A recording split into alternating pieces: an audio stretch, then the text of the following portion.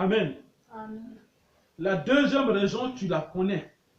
Être dans la famille de Dieu. Dans quelle famille tu te trouves? Il y a deux familles. La famille du diable et la famille de Dieu, l'Éternel, Jésus-Christ. Dans quelle famille tu te trouves?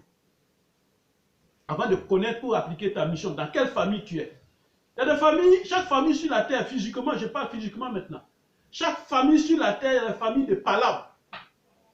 Alors, on les connaît comme ça. Dans les quartiers, c'est eux qui font palabre. On voit un enfant, c'est que c'est un enfant palabreux. Il y a des familles de critiques. Il y a des familles de sorciers. Dans quelle famille, toi, tu te trouves? La troisième raison de ta présence sur la terre des hommes, c'est être comme Christ. Et c'est pourquoi Christ est venu sur la terre pour donner l'exemple de ce qu'un être humain doit être. Être comme Christ. Vous avez été créés pour être comme Christ. Nous avons été créés, moi, nous, toi, moi, nous avons été créés pour être comme Christ. Cela s'appelle devenir disciple. On a été créés pour être comme Christ.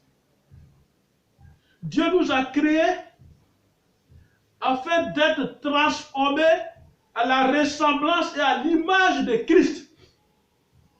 Allons dans Romains 8, verset 29. La parole de Dieu. Romains 8, verset 29. Dans le Nouveau Testament. Dans Romains 8, verset 29. Romains 8, verset 29. Car ce qu'il a connu d'avance, Ce qu'il a connu d'avance, il les a aussi prédestinés. il les a aussi prédestinés À être semblables à l'image de son Fils.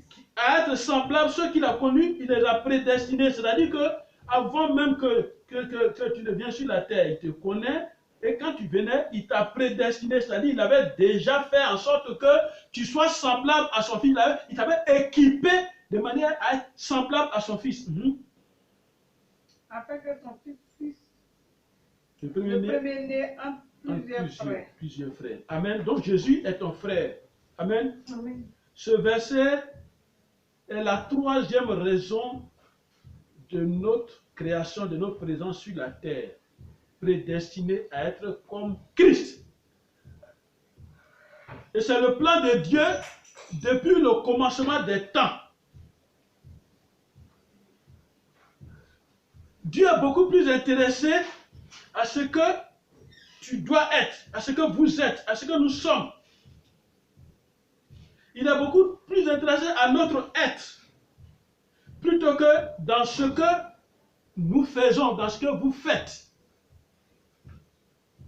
Plutôt que dans vos actions, c'est bon. Dieu est plus intéressé à votre personnalité. Il y en a qui se sous-estiment. Ils se sous-estiment.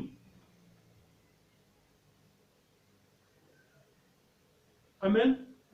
Pourquoi? Parce que vous n'emporterez pas votre carrière, vos diplômes, vos titres dans l'éternité. Vous ne les apporterez pas. Et vous ne les présenterez pas le jour du jugement. C'est votre âme, c'est votre personnalité qui va se présenter devant Dieu. Qu'est-ce que tu fais sur la terre? Actuellement, tu fais quoi sur la terre? La question qu'on se pose est, pourquoi cela m'arrive?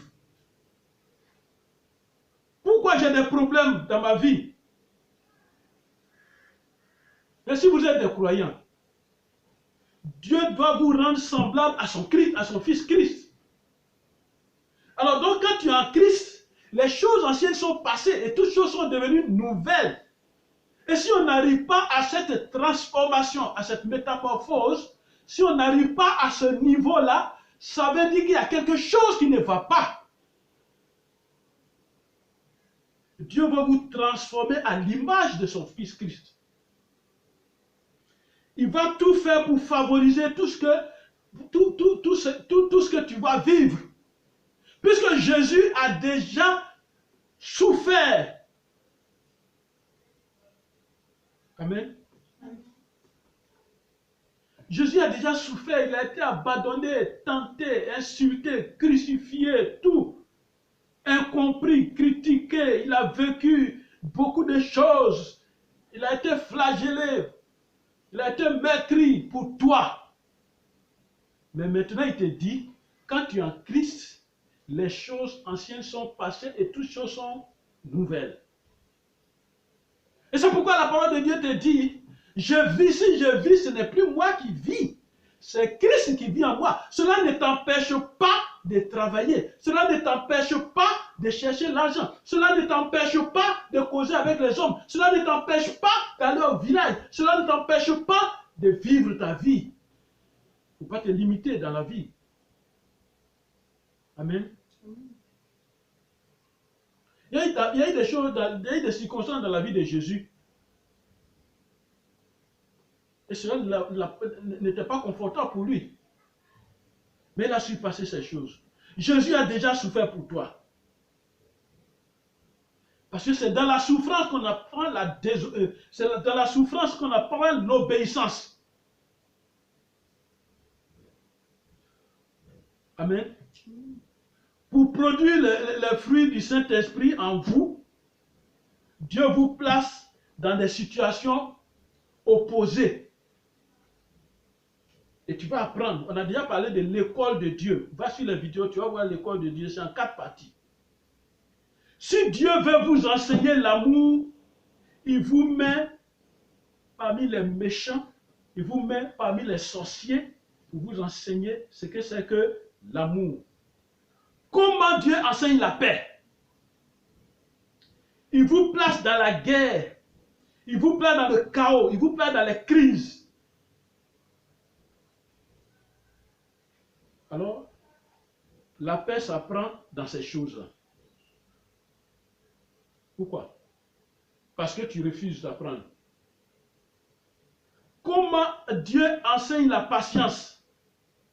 Dieu vous place dans une file d'attente très longue. Dieu retarde l'obtention de votre richesse. Il retarde.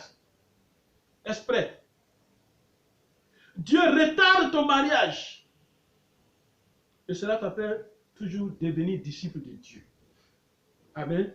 Amen. Donc, tu as écouté la 3e raison de ta venue sur la terre des hommes. Être en Christ. Être comme Christ. Suis-moi bien.